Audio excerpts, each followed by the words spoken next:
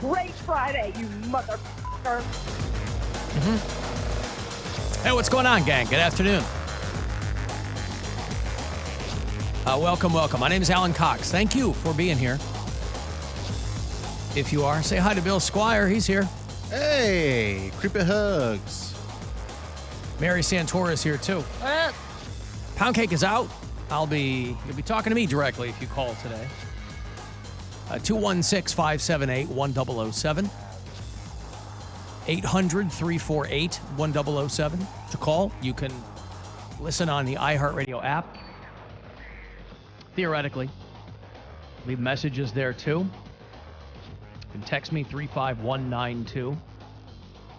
Poundcake is helping his mother move today. And then helping his boyfriend move tomorrow. Did I get that correct? I think so. Is that what he said? We're watching Gwen found the show. I'd never seen it before, but there's a show on Vice called One Star Reviews. Have you ever watched One Star Reviews on Vice? I think it's I don't know what the state of Vice is anymore, because Vice Media went belly up, but they gave all of their execs, $1 million bonus packages like you do when you're in the C-suites and you're going into Chapter 11. But Vice, they'll just take some kid from the office and give him a camera crew and send him out there. And so this terribly, terribly awkward dude does this show. I guess it maybe premiered last month. But it's funny enough. It's called One Star Reviews, and this guy will go and he will search the most poorly reviewed establishments and then go visit them. Okay. To see if they deserve them or if the people online, because you can't base any place on what people are saying online, because a lot of times it's the business's competition that's bombing them with one-star reviews, or it's just customers are always pissing and moaning about something. So this guy will go and he'll do 2 establishments in one episode. So he'll go on a Long Island fishing boat, and then he'll go to a bathhouse in Brooklyn, and then he'll go to a gun range, and then he'll go bowling, And one of them was he hired movers, the one-star movers, to move a friend of his from her apartment in Brooklyn to another apartment in Brooklyn. And it was just a bunch of Russian dudes. And towards the end of each episode, he will ask them if they want to talk about the one-star reviews that they've gotten, and if they think that they are, if they should have gotten those one-star reviews, or what would they like to say to people. It's all a very awkward show, because I don't know who this dude is.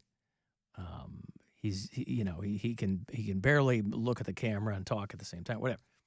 But he hires these movers to move his friend, and they move her into the wrong apartment. Hell yeah. Love that. That's hilarious. They got everything in there. Now, to their credit, her apartment looked exactly like the one that they moved all of her stuff into. But if you've seen this episode, you know which one I'm talking about. I think it's the last episode of this first season. First half is he goes to get his teeth whitened. He goes to a one-star teeth whitening place, and then he gets these movers. And they get all the stuff in, and there's a guy sitting on the couch when they're moving all of her stuff in, named Pedro. And he's on his laptop doing some work, and he's like, hey, what's up? Well, the girl shows up last, and she goes, this isn't my apartment. She goes, mine is the garden apartment. It's 1 floor below. So it's not like they had to move her across town. Right. But I was left, no one asked who Pedro was.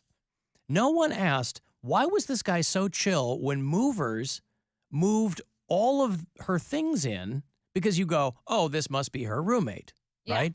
She's working for Vice in Brooklyn. She's not a millionaire. She's living in some place that's going to get flooded at some point. Pedro sitting on the couch, working on his laptop. Pedro was not. Normally he'd be like, hey, what's on the couch? What's going on here? That's a very common thing in New York, is to have the guy on the couch. The guy on the couch? Yeah. Right. But if you were moving into his apartment, he'd go, hey, you've got the wrong apartment. Nobody said anything until the girl shows up. She goes, all my stuff. Well, these guys couldn't have been nicer. I mean, so I think the moral of a lot of these episodes is a lot of places don't deserve 1 star, because, again, it's, businesses have to contend with this all the time. There's another other businesses review bombing them, and Yeah, there's a podcast called Beach Too Sandy, Water Too Wet, where they find all the 1-star reviews and basically make fun of the people that are leaving them because the complaints are ridiculous. They are the most miserable people on the planet that are leaving these 1-star reviews, and it's just they're baseless and they're just angry, grumpy people most of the time. It's like the old Todd Berry bit where the person reviews the hotel and says they didn't like it because the hand soap was too sweet. Yeah, It smelled too sweet. All right, well, then don't stay there next time. Don't eat it. But the joy of the show is when he goes to a place that truly, truly deserves their 1 star. That sounds fun. Yeah. The 65-year-old dating coach, that was pretty good. I'm like, why did you get some old-ass lady to be a dude? How do you even watch Vice? What is it even on? Is it on Max? Is it on? We have Hulu Live. It's so on it's regular like, TV. Is it? We have DirecTV Stream or whatever. Okay, Yeah, I we have got Hulu that. Live, Yeah. which is basically like watching cable. So you just click around. I got the and- DirecTV stream through. Yeah, it's on there. A certain But it's called 1-star buddy. reviews. And it's a certain buddy. Yeah. You have a certain buddy. I got, as the kids say, a plug. At DirecTV? I see. Mm-hmm. No, I mean just someone that lets me use their password. Oh. I let They're them use some cracking of down mine. on that. I You know, am. now when They you click on crack away. Netflix, it asks you, "Hey, you want to bring somebody else into the fold?" And I'm like, "Nope. I don't have anybody sharing my password, and I'm not going to start now." We just bought our own Hulu. Huh? I said we just bought our own Hulu. You had been using someone's password. Bill's. Mine. Oh, really? We still use his HBO. Why?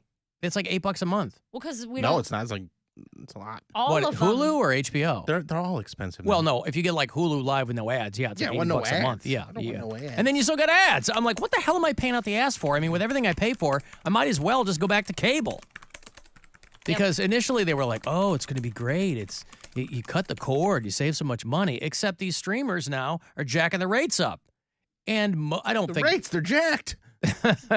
I should cancel a bunch of mine because I don't watch anything. I watch It's my fault. Detroiters I have and- everything. Yeah, I have everything too, but all I ever watch is Detroiters and I Think You Should Leave. Like those are the two things that I'm consistently watching. See, Brian watches TV every single night. That TV is on every night, and he's bouncing around between apps. So I pay for. He needs something to fall asleep to. Yes, I pay for Amazon Prime, Hulu, and Shudder.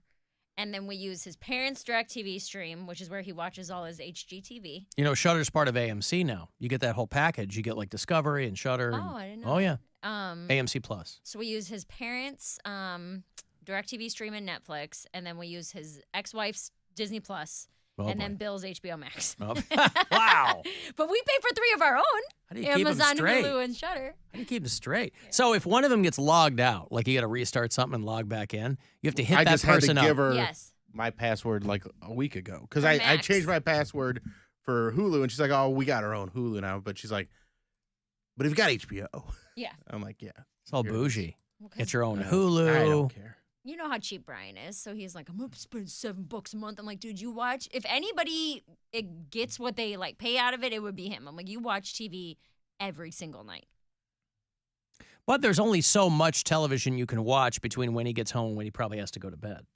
Well, he falls asleep on the couch. Right. So after dinner, it's like 9 o'clock, and then we go into the back room and we watch TV, and he'll pass out by 9:15. Oh, you're finally letting him in your back room, huh? 9:15. Yeah, dude, he's asleep almost immediately. The only way he won't fall asleep is if he sits Well, then up. he's not real. So then he's sitting in front of the television. He's not really watching television. But I get yelled at if I turn the TV off. So if he falls asleep at 9:30 and I shut the TV off at 9:45, he'll wake up to pee at 10:30. Noises! It'll be 10:30 and he'll be like, "What are you doing? I was watching that." I'm like, "You've been asleep for an hour." No, and then he'll turn the TV back on, watch it for 5 minutes, and pass back out. So But I he just- has to know that he does fall asleep. yes, but I just stopped turning it off because Right. he is a really cranky dude when you wake Well, him but up. also you can tell, and it might seem imperceptible, but you know, like when you fall asleep, if any noise in the room changes, you'll wake up. But he And if you're doesn't. turning the television off, he'll wake up. He doesn't wake up when I turn the TV off. So if, let's Oh, he'll give it wake this up and timeline. it's off. He wakes up, he falls asleep on the couch at 9:30. I'll give it 15 minutes. I'll shut the TV off at 9:45. He doesn't do anything. At 10:30, he'll wake up and say, "What are you doing? I was watching that." He'll turn the TV back on and then pass back out at 10:32. And then I leave. I go to bed. I'm like, Yeah, you know let what? the Do whatever you man need to pass do." out in front of the television. So that's what he does. I'm like, Yep. whatever. And then he'll wake up at like 1:30 in the morning, shut everything down in the back room, and then come to bed. And pad back into bed. Except last night, I got home from my show at Hilarities. My sister and I were hanging out afterward for a little while, so I didn't get home till like 11:30.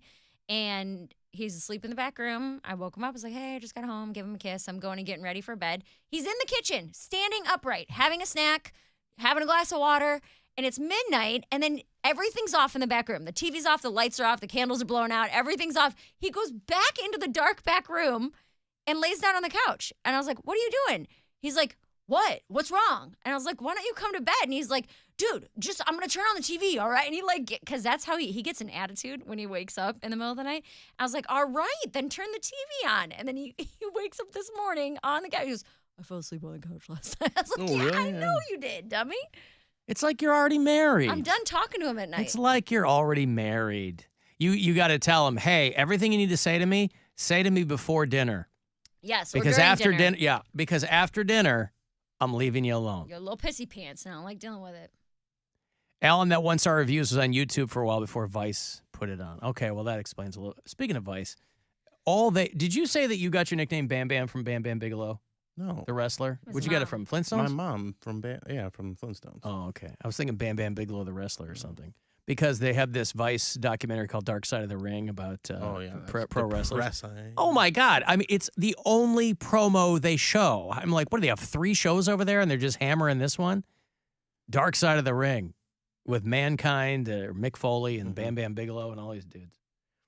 I got to take a break here. Another $1,000 for you if you want to listen for those keywords, because they're going to come at you fast and furious. Those hours go by pretty quickly. 2:30 is going to be the next chance for you to grab $1,000 from the Buzzard bookie. The Alan Cox Show. On our free iHeartRadio app and your favorite smart device. Just tell it to play the Alan Cox Show on iHeartRadio. The iHeartRadio